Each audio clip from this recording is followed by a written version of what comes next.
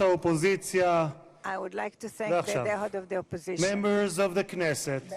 It is now my distinct honor to invite the President of the United States of America, His Excellency Donald J. Trump, to address the Knesset.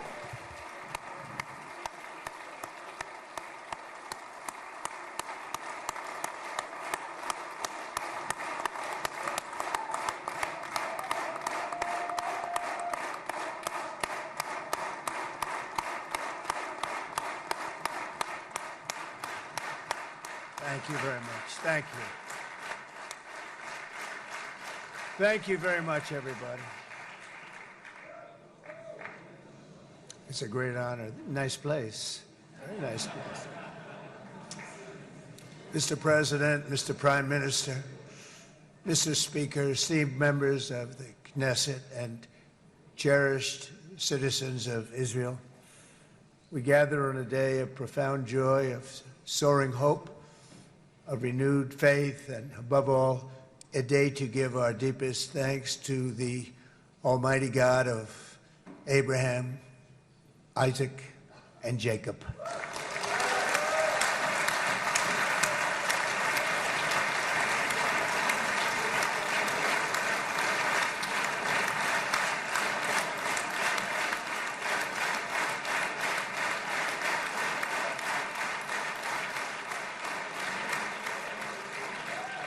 After 2 harrowing years in darkness and captivity, 20 courageous hostages are returning to the glorious embrace of their families, and it is glorious.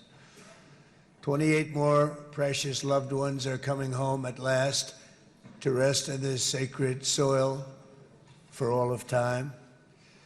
And after so many years of unceasing war and endless danger, today the skies are calm, the guns are silent, the sirens are still, and the sun rises on a holy land that is finally at peace, a land and a region that will live, God willing, in peace for all eternity.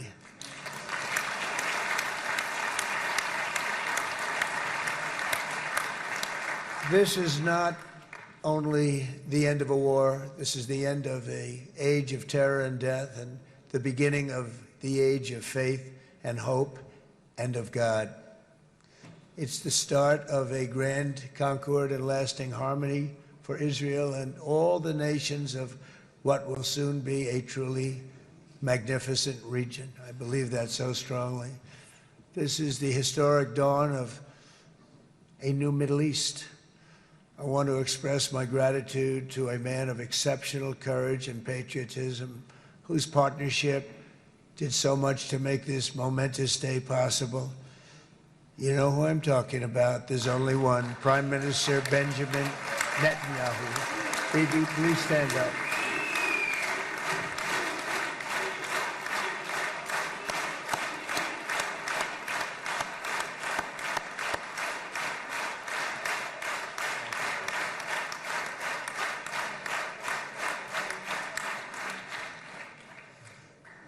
And he is not easy, I want to tell you.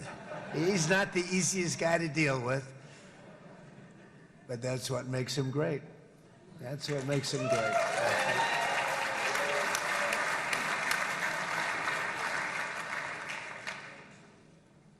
Thank you very much, baby. Great job.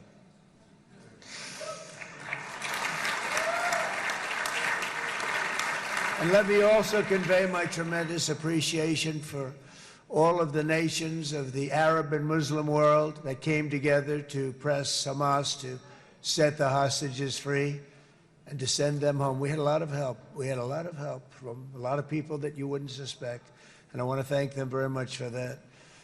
It's an incredible triumph for Israel and the world to have all of these nations working together as partners in peace. And it's pretty unusual for you to see that, but it happened in this case. This was a very unusual point in time, a brilliant point in time. Generations from now, this will be remembered as the moment that everything began to change, and change very much for the better. Like the USA right now, It will be the golden age of Israel and the golden age of the Middle East. It's going to work together.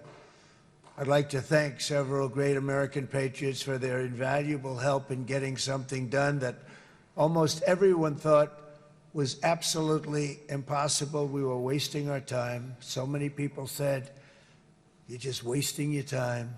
But we weren't, because we had talented people working with us, and we had people that loved your country, and frankly, people that love the region. They love the Middle East.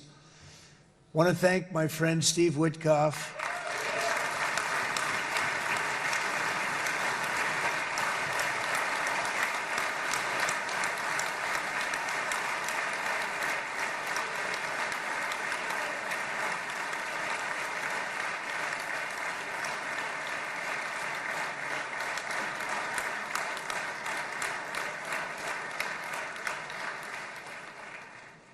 You know, Steve was chosen by me.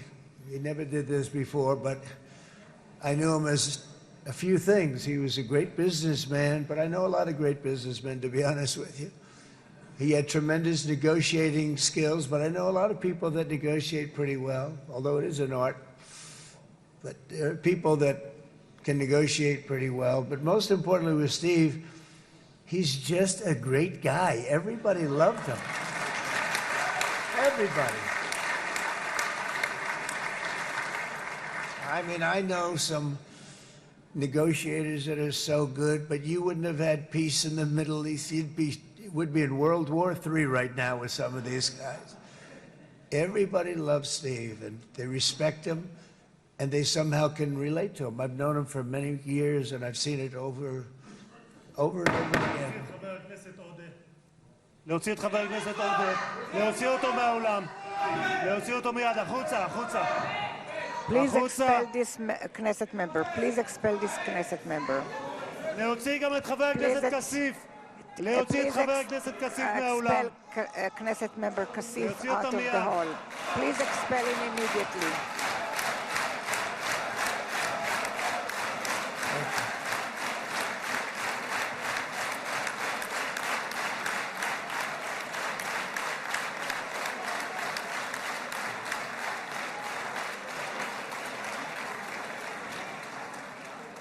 Sorry for that, Mr. President.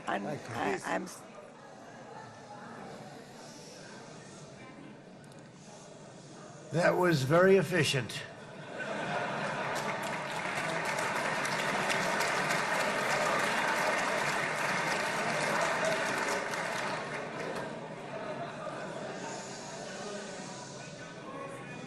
So back to Steve. He's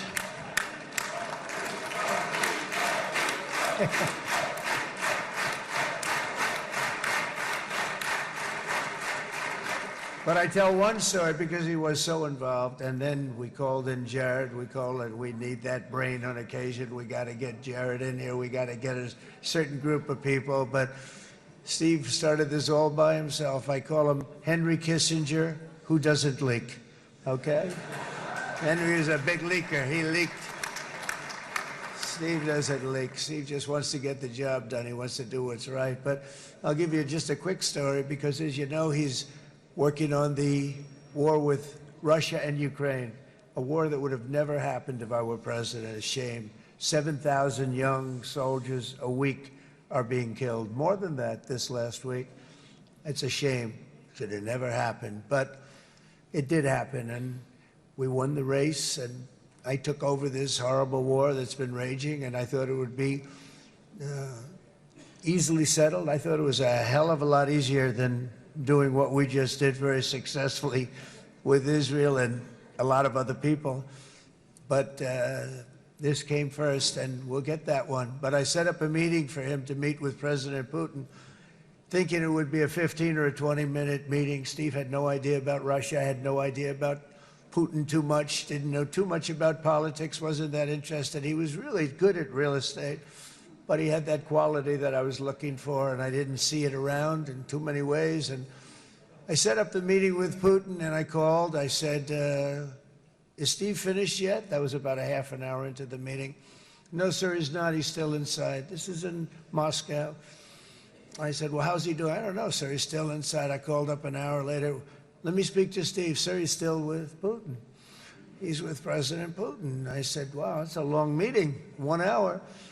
I called up an hour later, he was still with Putin. 3 hours later, he was still with Putin. 4 hours later, he started to get the word that he was going to be coming out soon. And in 5 hours, he came out. I said, what the hell were you talking about for 5 hours? And he says, just a lot of interesting things. We're talking about a lot of interesting things, including what he went in there for, but you can't talk about it for 5. You can talk about it for a certain period of time, and you know what you're getting. But that's a talent. That's a talent, where you can do that. Most people I'd send in, number one, they wouldn't be accepted. Number two, if they were, the meeting would last 5 minutes, and that's what happens with Steve. Everybody loves him. They love him on this side, they love him on the other side, and he really is. He's a great negotiator because he's a great guy. So thank you very much, Steve, very much.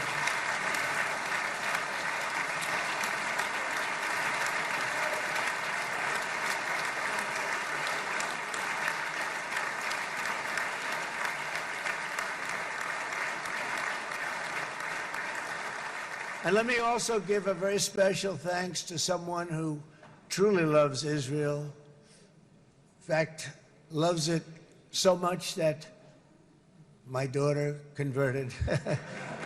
My daughter converted. I didn't know this was going to happen. And Ivanka's here.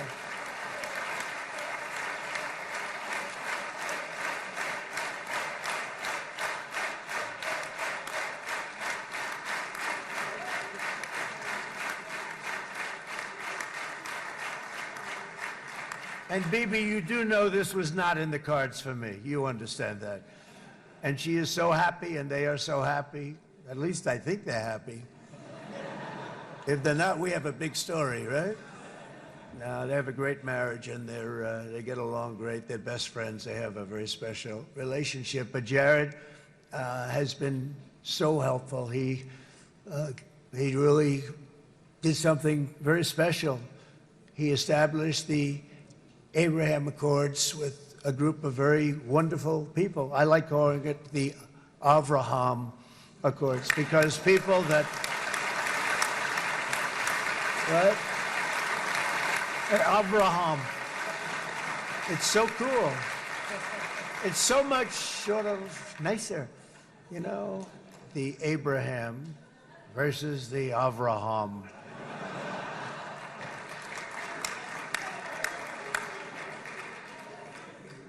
I just don't want to sound too sanctimonious when I do it, so, you know, I sort of split it up. This way we keep everybody happy. But we have some very great talent, and they have no excuses for anything that's taken place, because we had some unbelievably good people working on this. And then you're going to add a man named Marco Rubio, who is also here. That's right.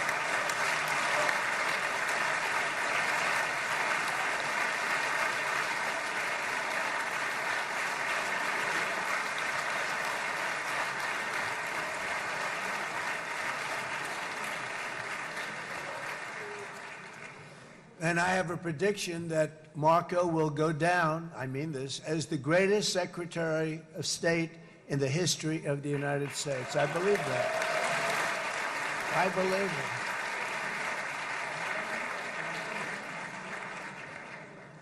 it. And he and I, you know, we really fought it out. You remember, he was tough. He was nasty. Who the hell thought this was going to happen, Marco, right? And now I'm saying he's going to go down as the greatest. He will. He was always smart and sharp, and people respect him.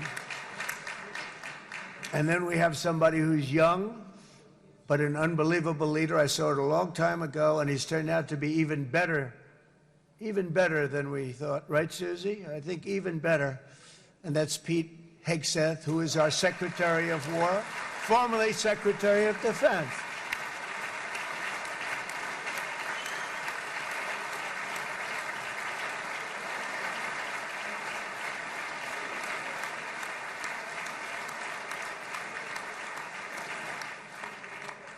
And as you know, we decisively won World War I. We decisively won World War II decisively. And everything in between and everything before it, we won everything. And then they had the brilliant idea of changing the name from war, you know, it was war, to defense. And with that went a certain thinking. And we fought in a very politically correct way after that. We always had the strongest military, and now we have a stronger military than we've ever had before. Because of my first term, I've totally rebuilt the military, every aspect of it. But we have, if you think, we settled 8 wars in 8 months. I'm now including this one, by the way, if that's okay. They may say, well, that was quick. Because yesterday I was saying 7, but now I can say 8. The hostages are back. The hostages are back.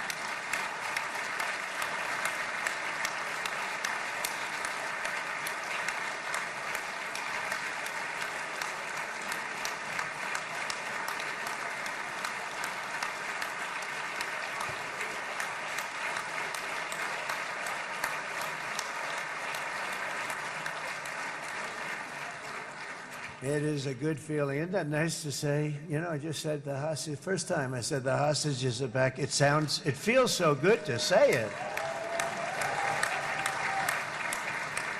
But when you settle 8 wars in 8 months, that means you don't like war. Everyone thought I was going to be brutal. In fact, I remember Hillary Clinton during a debate, she said, look at him, he's going to go to war with everybody. And actually, she said, he's got a personality that's all about war. No, and my personality actually is all about stopping wars. And it seems to work. It seems to work. But it also means this name change and our attitude that we're not going to go into a war. But if we do, we're going to win that war like nobody has ever won a war before. We will not be politically correct, but we're not going to be there. And I think, you know, as you mentioned, Bibi, before, peace through strength. And that's what it's all about. The United States has the greatest and most powerful military in the, right now, history of the world. I can tell you we have weapons that nobody's ever dreamt of. I only hope we never have to use them. I rebuilt the military. I was proud to do it, but some of the things I hated to do. I hated certain of the weapons because the level of power is so enormous. It's so dangerous, so bad. But we have to do what we have to do. We make the best weapons in the world, and we've got a lot of them. And we've given a lot to Israel, frankly. And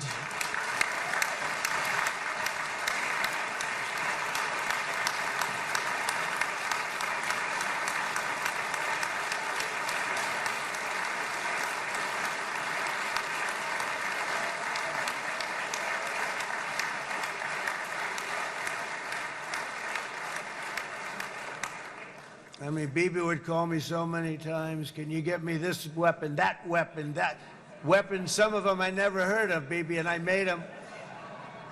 But we'd get them here, wouldn't we? And they are the best. They are the best.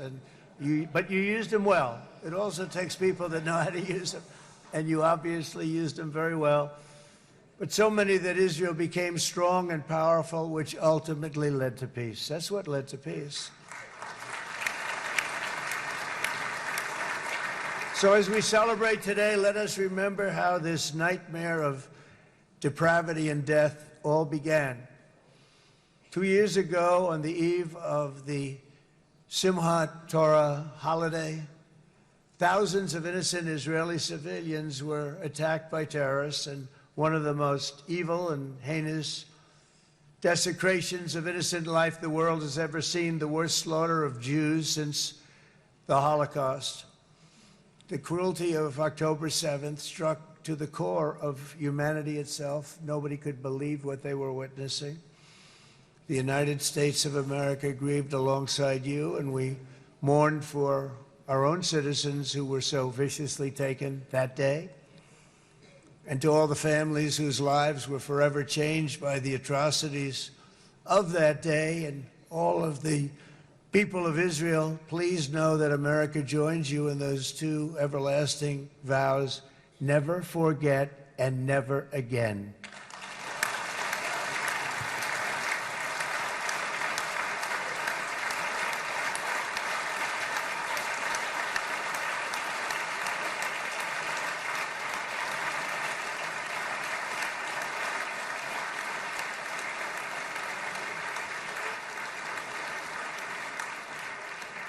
From October 7th until this week, Israel has been a nation at war, enduring burdens that only a proud and faithful people could withstand. It was a very tough period of time. For so many families across this land, it has been years since you've known a single day of true peace. But now at last, not only for Israelis, but also for Palestinians and for many others, the long and painful nightmare is finally over. And as the dust settles, the smoke fades, the debris is removed, and the ashes cleaned from the air, the day that breaks on a region transformed and a beautiful and much brighter future appears suddenly within your reach. This is now a very exciting time for Israel and for the entire Middle East, because all across the Middle East, the forces of chaos, terror, and ruin that have plagued the region for decades now stand weakened, isolated, and totally defeated. A new coalition of proud and responsible nations is emerging, and because of us, the enemies of all civilization are in retreat. Thanks to the bravery and incredible skill of the Israeli Defense Forces and Operation Rising Lion,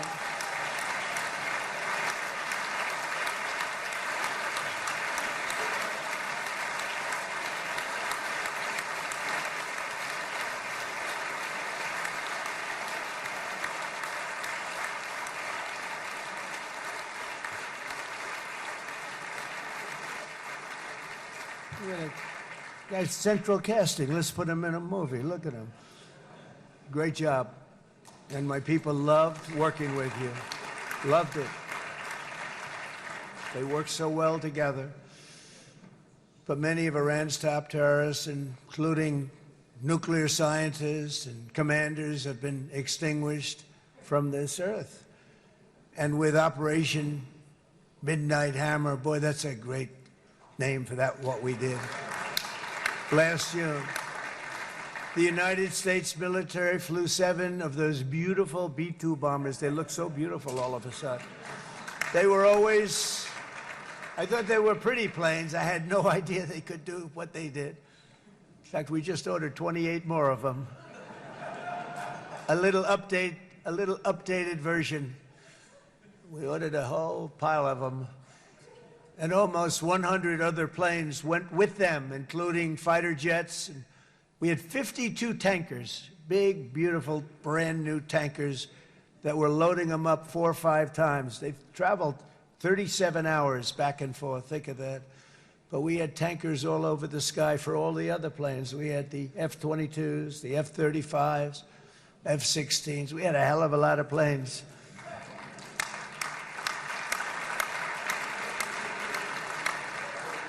So we had 52 gas stations in the sky. That's what they call them. I'll tell you, I wouldn't want to be flying one of them. We have our great General Raisin Cain right here. General, stand up. This guy. What a general. Thank you.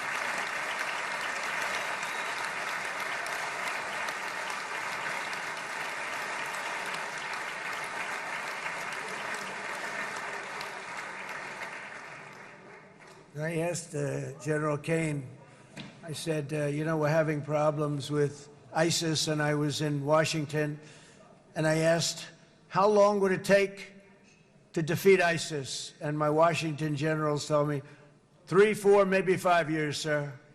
I said, I don't get it. We've got the best equipment in the world. Why?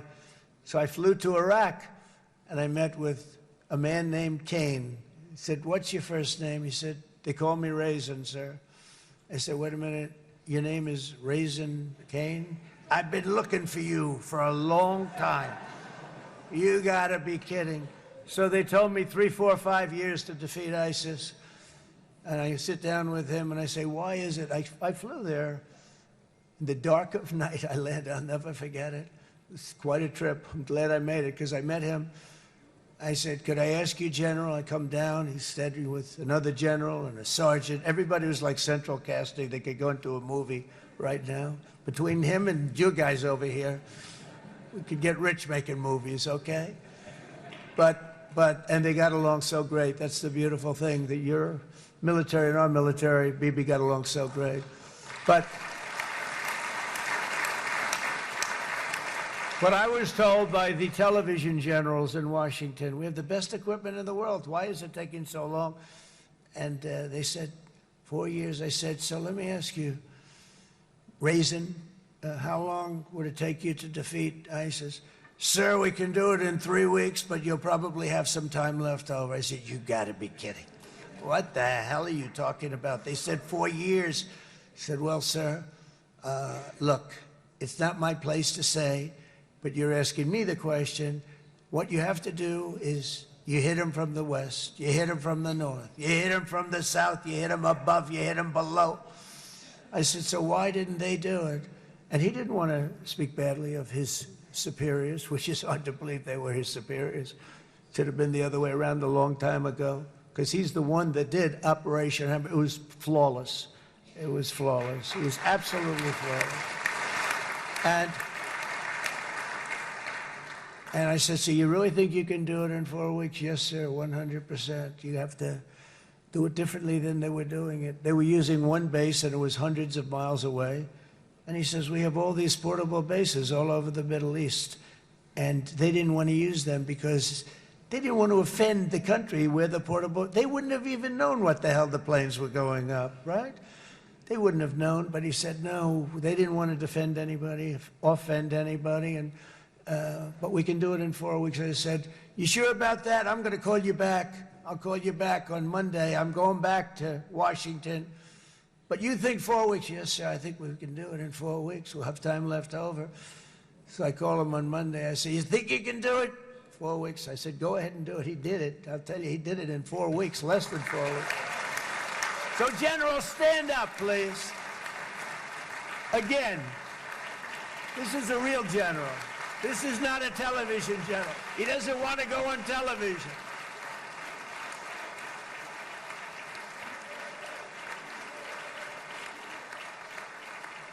He doesn't want to go on television. I said the other guys love being on television. So we dropped 14 bombs on Iran's key nuclear facilities, totally, as I said originally, obliterating them.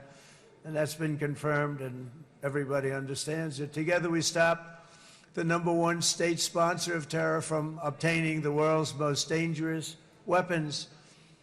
And if you think about it, if we didn't do that, and assuming we made the same deal that we have today, there'd be a dark cloud over this deal.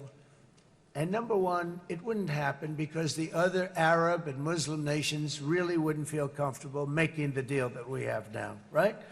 If Iran had that nuclear weapon that they were about 2 months away from having. They would have had it in 2 months or maybe less than that. They were right at, this was our last shot. They looked at it for 22 years. This was our last shot. The pilots told me that. They said, 22 years, sir. They looked at it. Our predecessors looked, they studied it. 3 times a year would do drills on that exact attack. And boy, did they get it right. But let's assume they didn't, and let's assume there was large-scale nuclear weapons in the hands of Iran. We couldn't be here today. Even if we signed the deal, which we couldn't do because a lot of people would not want to have anything to do with it, we took a big cloud off of the Middle East and off of Israel.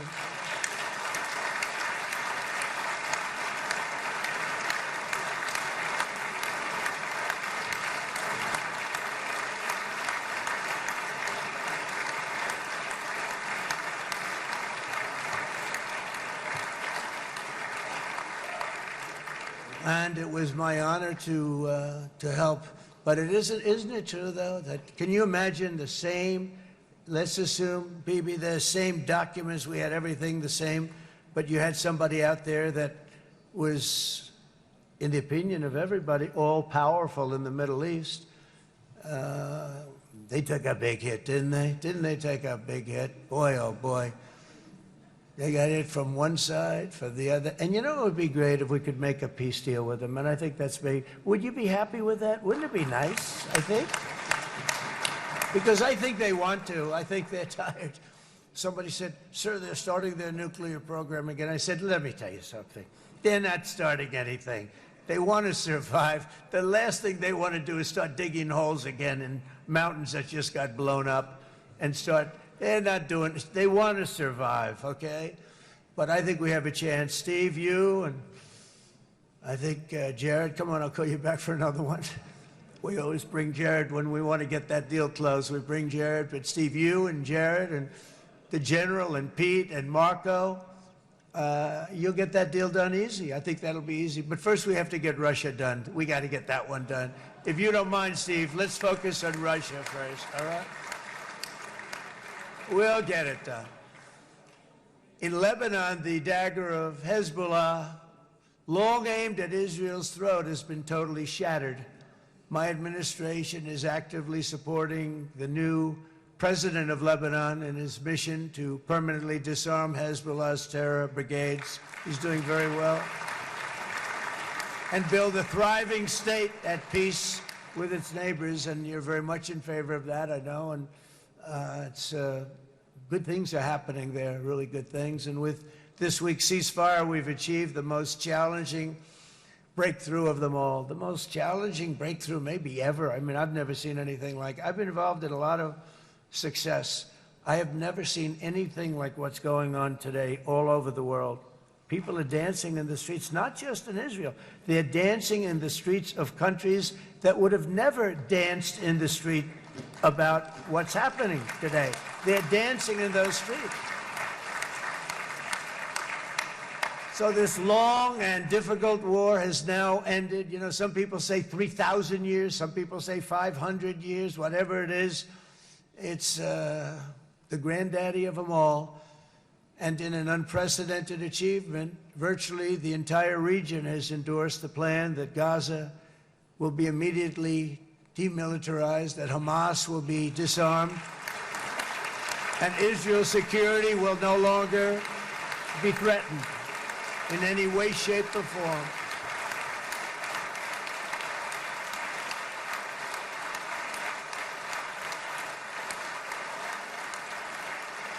So Israel, with our help, has won all that they can by force of arms. You've won. I mean, you've won. Now it's time to translate these victories against terrorists on the battlefield into the ultimate prize of peace and prosperity for the entire Middle East. It's about time you were able to enjoy the fruits of your labor. Mr. Opposition Leader. I said he's a very nice opposition leader. I think, no, he's a nice man. Bibi, he's a nice man. Good. He knows what he's doing, right? No, a very nice guy. Well, see, now you can be a little bit nicer, Bibi, because you're not at war anymore, Bibi.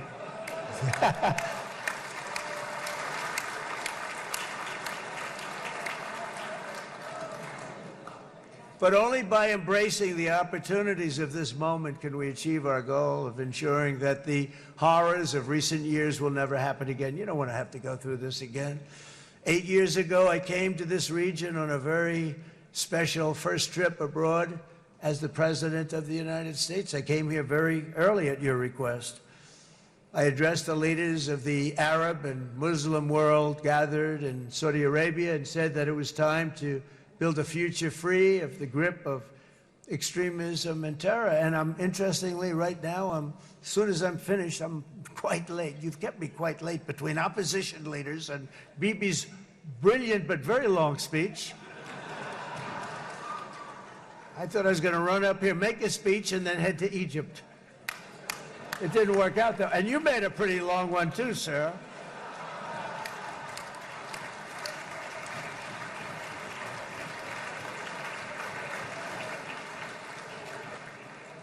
But I liked what you all said. It could be worse. Supposing on top of it, I didn't like what you said. That would be no good, Ron, would it? Ron, you did a great job, by the way, Ron.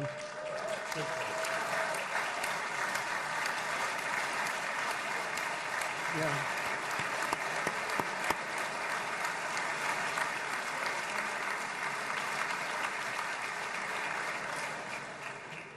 So I'm going to be meeting, actually, in a little while, I'm going to be meeting with the most powerful, the richest nations, really, in the world, although now, with the tariffs, the United States is by far the richest nation in the world, as you probably have been reading.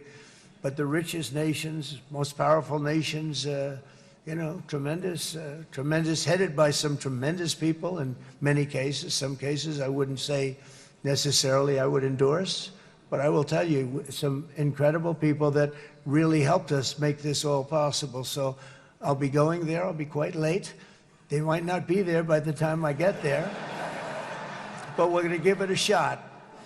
But the journey we started back then led to the crushing defeat of the ISIS caliphate, to the monumental Abraham Accords, and ultimately to the historic ceasefire this week, in which many of those same nations really played a very pivotal role, I have to tell you. Steve will tell you that. Jared will tell you that. Together, we've shown that peace is not just a hope that we can dream about. It's a reality we can build upon day by day, person by person, and nation by nation. And because of that, the Middle East is finally ready to embrace its extraordinary potential. You have extraordinary potential in this region. It should now be clear to everyone throughout the region that decades of fomenting terrorism and extremism, jihadism and anti-Semitism have not worked. They haven't worked. They've been a disaster. They've just killed. They've killed. They've backfired completely and totally. They've just totally backfired. Everything that you thought, take it worst case, it's turned out to be worse than that. They have not worked. From Gaza to Iran, those bitter hatreds have delivered nothing but misery, suffering, failure, and death. They've served not to weaken Israel, but to annihilate the very forces that did the most to foment this hatred. And it's really, I mean, everybody that's tried it has become irrelevant. Meanwhile, we've seen those nations that set aside their differences, reached across ancient divides, and pursued engagement are now among the most successful in the region. They're getting along with Israel, and they're doing great. And I can tell you the 4 nations that joined the Abraham Accords early on, and you'd all be doing me a favor, and I'm going to be saying this in a little while to some other friends, would love you all to, is this right, Jared? Join up in the Abraham Accords. We have to join up and get together. You can have that whole thing filled out. We had a very weak administration, worst president in the history of our country by far. And Barack Obama was not far behind, by the way.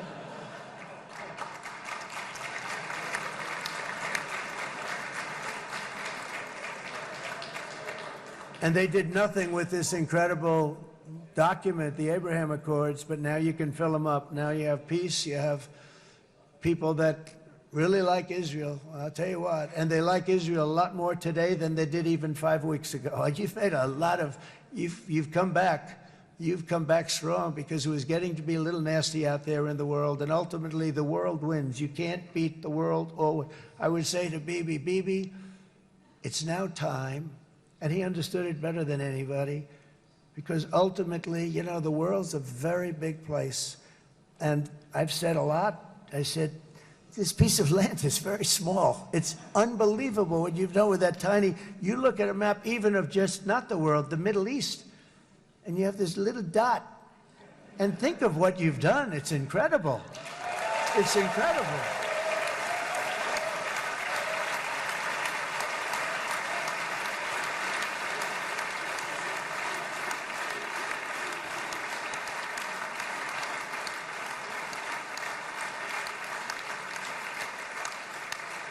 But the world is loving Israel again. And I said to Bibi, you know, the world is big and it's strong. And Ron, ultimately, the world wins. And we don't have to worry about that now. But there was getting to be a period of time over the last few months, you know, the world wanted peace and Israel wanted peace. Everybody did. Everybody did. And what a victory it's been, right? What a victory it's been. If you would have gone on for 3, 4 more years, keep fighting, fighting, fighting, it was getting bad. It was getting heated. The timing of this is brilliant. And I said, Bibi, you're going to be remembered for this far more than if you kept this thing going, kill, kill, kill. It would be it would not be the same. And I just want to congratulate you for having the courage to say, that's it, we've won, and now let's enjoy our lives and let's rebuild Israel and make it stronger and bigger and better than it's ever been before. You're going to do that. Took a lot of guts. And the choice for Palestinians could not be more clear. This is their chance to turn forever from the path of terror and violence. It's been extreme, to exile the wicked forces of hate that are in their midst. And I think that's going to happen. I've met some people over the last couple of months that want to see it happen very much. And after tremendous pain and death and hardship, now is the time to concentrate on building their people up instead of trying to tear Israel down. We don't want that to happen again. And the total focus of Gazans must be on restoring the fundamentals of stability, safety, dignity, and economic development so they can finally have the better life that their children really do deserve after all these decades of horror. I intend to be a partner in this effort in the sense that we're going to help and we're going to do something that became unbelievably popular. Everybody wants to be on it. It's called the Board of Peace, okay? How about that? Is that a beautiful name? Like a board of peace.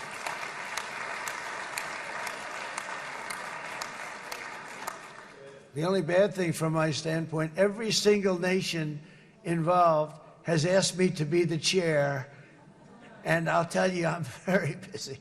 I didn't count on that, but you know what? If we do it, we'll do it right, and we have unbelievable power and wealth, because you're going to need wealth. You're going to need wealth to rebuild things, and they have wealth like few people have wealth. I want to thank the Arab and Muslim nations for their commitment that they've made to support a safe rebuilding of Gaza and beyond. I have many Arab countries, very wealthy countries, that came up and said, we'll put up tremendous amounts of money to get to rebuild Gaza. And I think that's going to happen. The power, they want dignity, they want to come forward, and they want to say, and I want to say who they are, because what they're doing is going to be, I think, something that you're going to be very impressed with, Bibi. And you need that. You need the kind of economic power that they have, and they want to see it work. And they want to see it be safe, and they want to see it be good for Israel, too. And as much money as it will be, and it's a lot, as you can see, it's a lot. For these countries, it's relatively little relative to their worth. It's really a lot of money like most people could never even conceive, but for these countries, it's not that much, especially because it ensures success and stability in the Middle East, which is what they want to see. So many of them will be with us in Egypt in a little while, I think. I'm not sure. They may be gone. They may have taken their Boeing 747s and left. I said, what kind of a plane do you fly? 747. I said, that's a large plane. No, they may have. Steve, do you think they've left on their their brand new Boeing 747s? Or I don't know. We're going to find out soon. It's going to be a big story. There'll be 2 people left, and they'll be the 2 poorest ones.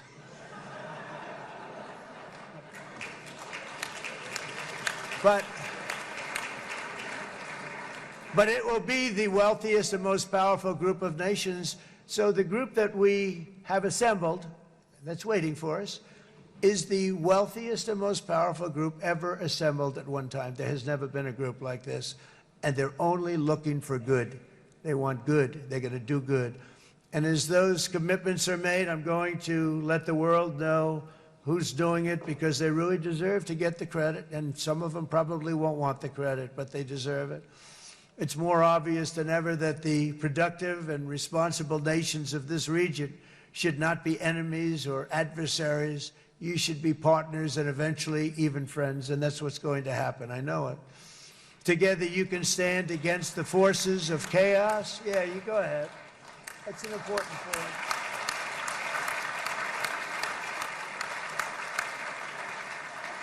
Because you can stand against the forces of chaos that threaten all of your interests, and it's always a big threat, always a big threat, and unleash incredible prosperity and opportunity for all the people of these lands, and that's what's going to happen. You're going to unleash numbers and success, the likes of which Israel has never been able to think of, because you're so firm, and you should be, and you've done the right thing in defending yourself. You're not going to have to worry so much about it. You've won, and now you can build, and you can do things that you never even thought possible. When you put that genius into doing something else, it's going to be something it's going to be a miracle. The miracle in the desert, it's going to be amazing. And it already is in a true sense. But it'll be wonderful when you can spend time thinking about other than war and defense and offense also. To that end, it's my firm hope and dream, frankly, that together the Abraham Accords will turn out to be everything that we thought they would. Those 4 countries were very, very brave in doing it. They did it at a very early point, and every single one of them benefits unbelievably financially. And if you noticed, even in this bad period that we just went through, they all remained a member of the Abraham Accords. They've done unbelievably well. And you know who you are, and I want to thank you. And they've stayed because of loyalty, but they've also stayed because it was really good business. They've made a lot of money being members, and you're going to all, I hope that every one of the countries that we're seeking, Jared, I hope they join quickly. No games, no nothing. Just join, get it. It's going to be a great peacemaker. It's really going to bring it together beyond anybody's wildest dream. So instead of building fortresses to keep enemies at bay, the nations of this region should be building infrastructure to weave your commerce closer together, because you've got to compete with the big world out there in commerce now. It's a different kind of competition.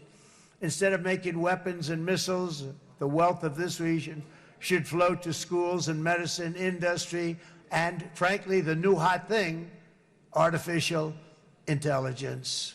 It's a lot of intelligence they're going to have to be thrown off to pay back these sums of money that they're doing. But that's really the hot one. And I might say that the United States, a year ago, was a dead country. I say it to people.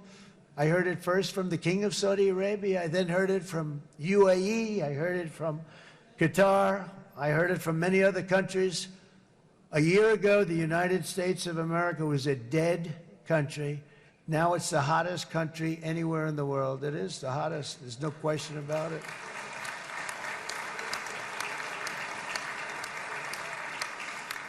In fact, if you go back a year ago, before the election, although once we had November 5th, we became hot because people got it.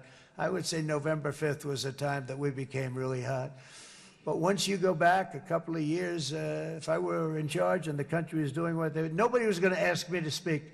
Nobody asked Joe Biden to come up and speak, I guarantee you that. And if they did, he would have turned them down, I promise you. He didn't speak.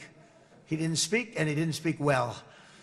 But all of the countries in the Middle East, it could have, what we're doing now, it could have happened a long time ago, but it was strangled and set back almost irretrievably by the administrations of Barack Obama and then Joe Biden. There was a hatred toward Israel. There was an absolute hatred. The setbacks really started when President Obama signed the Iran nuclear deal. This was a disaster for Israel, and it was a disaster for everyone. And I remember that Bibi Netanyahu came to the United States and worked so hard to try and get Obama not to do that deal.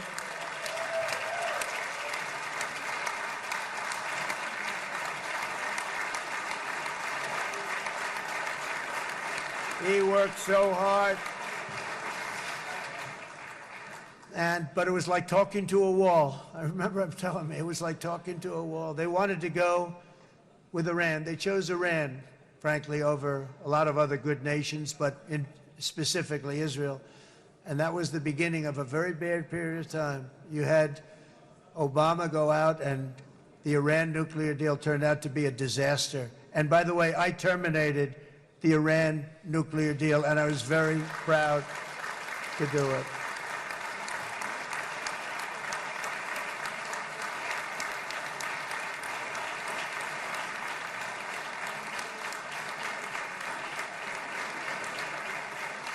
Yet even to Iran, whose regime has inflicted so much death on the Middle East, the hand of friendship and cooperation is open. I'm telling you, they want to make a deal. That's all I do in my life. I make deals. I'm good at it. I've always been good at it. And I know when they want. Even if they said, we don't want to make a deal, I can tell you they want to make a deal. All right, they do. They want to make a deal, and we're going to see if we can do something, because this is crazy what's happening, and we're not going to have this anymore.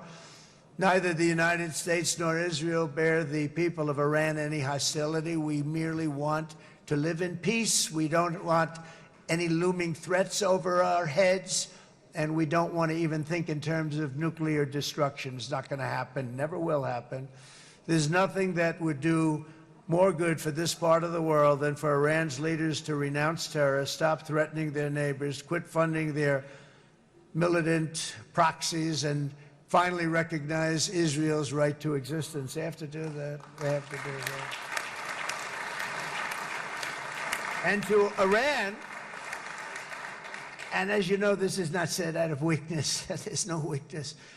But I'm going to say this, that we are ready when you are, and it will be the best decision that Iran has ever made.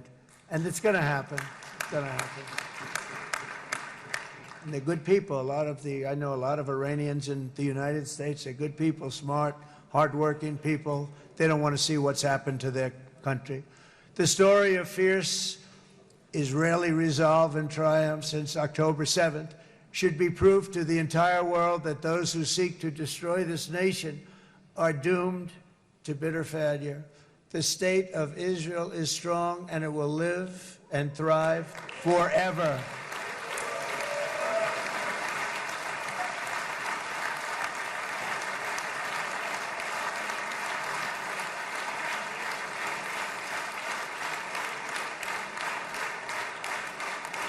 And that is why Israel will always remain a vital ally of the United States of America. Israelis share our values, field one of the world's most powerful militaries. You really do. You have an amazing, what a job you've done. And have one of the most innovative economies on earth. Those are just a few of the reasons why I'm proud to be the best friend that Israel has ever had. And they all say it in the White House. They all say it. I guess it's true because everybody says it, Bibi. You said it today. Thank you. But as president, I terminated the disastrous Iran nuclear deal, and ultimately I terminated Iran's nuclear program with things called B-2 bombers. It was swift, and it was accurate, and it was a military beauty. I authorized the spending of billions of dollars, which went to Israel's defense, as you know. And after years of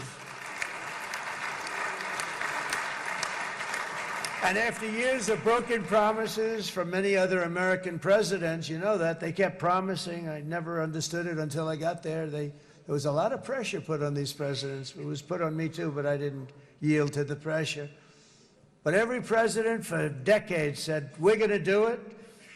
The difference is I kept my promise and officially recognized the capital of Israel and moved the American embassy to Jerusalem.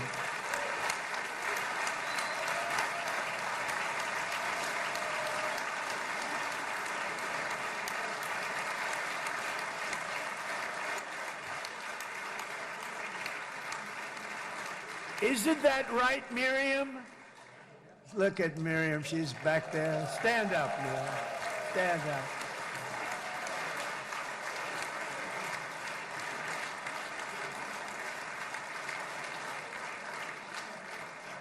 Miriam and Sheldon would come into the office. They'd call me.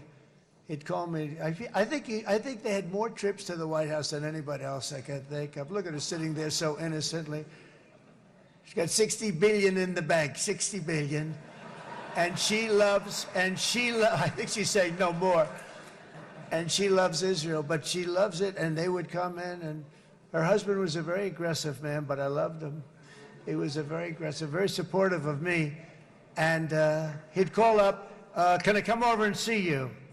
I say, Sheldon, I'm the President of the United States. It doesn't work that way. He'd come in and we would do. But they were very responsible for so much, including getting me thinking about Golan Heights, which is probably one of the greatest things to ever happen to Israel.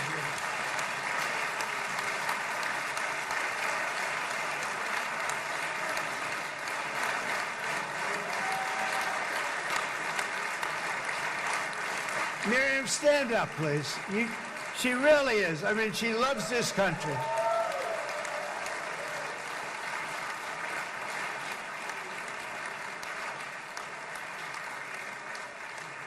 She loves this country. Her and her husband are so incredible. We miss him so dearly. But I actually asked her, I'm going to get her in trouble with this, but I actually asked her once, I said, so Miriam, I know you love Israel. What do you love more, the United States or Israel? She refused to answer. That might mean Israel, I must say. We love you. Thank you, darling, for being here. That's a great honor. Great honor. She's a wonderful woman. She is a great woman. I've always stood for the people of this community, and I always will. I'll always be with you. I'm always going to be with you. I guess maybe something could happen to change my mind. Somebody that's really stupid gets into office and wants to do really bad things, but that's about it. We don't think we're going to have that happen. I hope we're not going to have that happen. And this man is a good man right here. These two men are good men right here.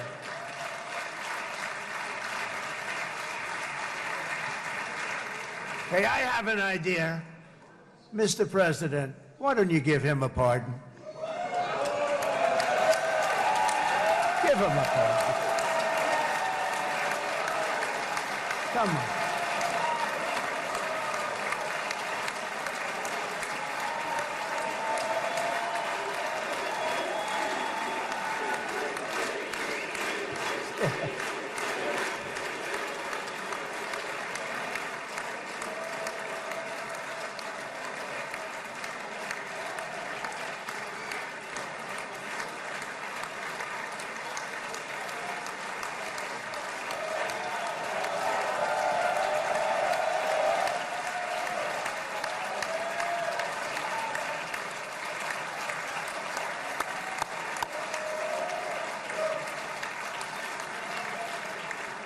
By the way, that was not in the speech, as you probably know. But I happen to like this gentleman right over here, and it just seems to make so much sense. You know, whether we like it or not, this has been one of the greatest wartime presidents. This has been one of the greatest wartime presidents. And cigars and champagne, who the hell cares about that?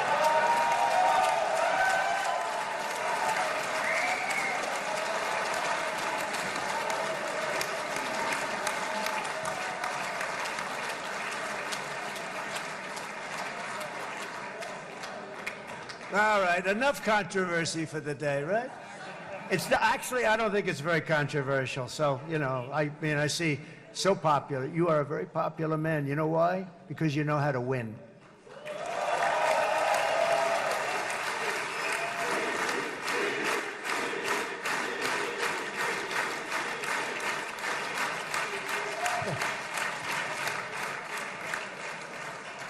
Over the past 2 years, I've met many of the families of the Israelis taken hostage and those that were taken hostage. Unbelievable. I've looked into their eyes. I've seen the worst nightmares of their suffering, but I've also seen something else, the beautiful love of the people, the love of people, frankly, that hold things together, the love that gives you the courage to carry on through thousands of years of persecution and repression, and to emerge with the heart of David.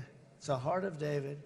It's that love that's defeated the enemies of civilization, built this incredible country and this unbelievable economy, and forged one of the great democracies of the world. That is why it's a true honor to stand here today and address this assembly in your ancient and eternal now capital, Jerusalem. I'm proud to have helped in that regard. This city and this nation stand as living proof that a much brighter future for this entire region is truly within our grasp. For thousands of years, Jerusalem has been a home to Christians, Jews, Muslims, and people of all ethnicities and creeds. This is the holy center of the world's three great Abrahamic faiths. I like that too. Adorned, it's the first time I've seen that word in a while. Adorned with their sacred sites and alive with their pilgrims and visitors from every corner of the globe. But here between the Western Wall, the Temple Mount, and the hill called Calvary, people of every faith and background live, work, pray, serve, and raise their families side by side, and they do it with love. This example is just one of the modern miracles that Israel has given to the world. And just in closing, the leaders in this chamber know better than anyone else the challenges of this harmony, and it's been easily won. No, it hasn't. It has not been. It's been so tough, but it has been, some say, a miracle. What you've done is a miracle. Look at your size. Look at your chances when it all started. And you know, if you think about it, you are safer today, stronger today, and more respected today than at any time in the history of Israel. Think of it. People used to say it wouldn't exist. They don't say that anymore, do they?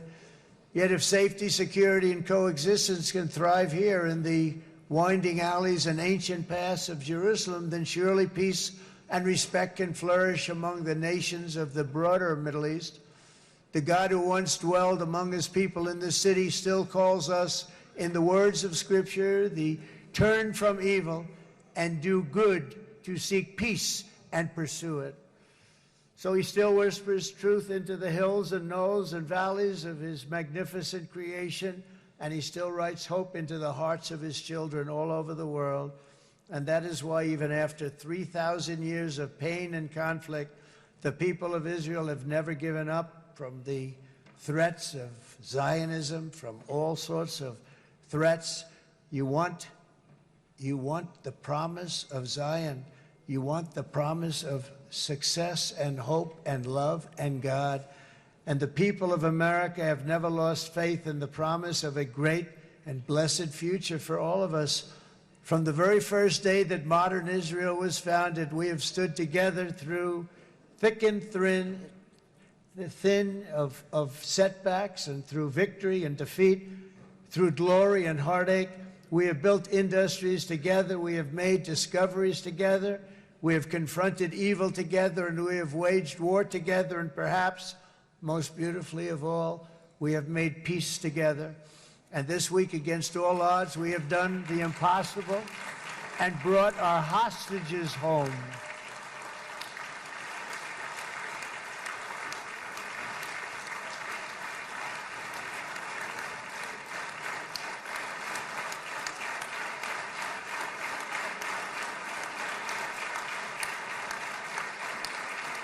So now we're going to forge a future that is worthy of our heritage. We're going to build a legacy that all the people of this region can be proud of. New bonds of friendship, cooperation, and commerce will join Tel Aviv to Dubai, Haifa to Beirut, Jerusalem to Damascus, and from Israel to Egypt, from Saudi Arabia to Qatar, from India to Pakistan, from Indonesia to Iraq, from Syria to Bahrain, Turkey to Jordan. the United Arab Emirates to Oman, and Armenia to Azerbaijan, another war that I just settled. We are going to have hope, harmony, opportunity, and happiness here in the spiritual and geographic center of the entire world. That's what you are. Israel, America, and all of the nations of the Middle East will soon be safer, stronger, greater, and more prosperous than ever before.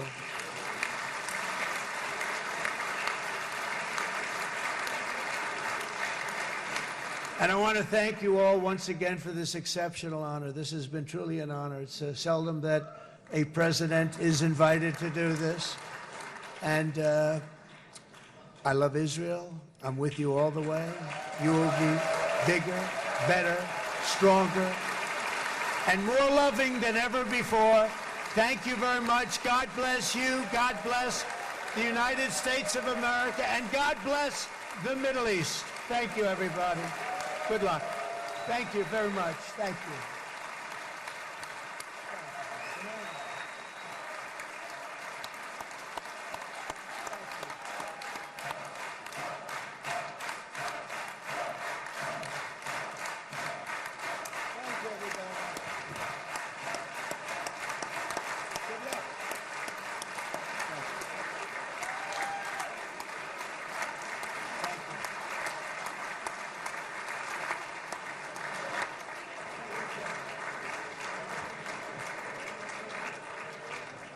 אני מודה לנשיא ארצות הברית של אמריקה על דבריו. חברות וחברי הכנסת, תם סדר היום. הישיבה הבאה תתקיים ביום שני, כ"ח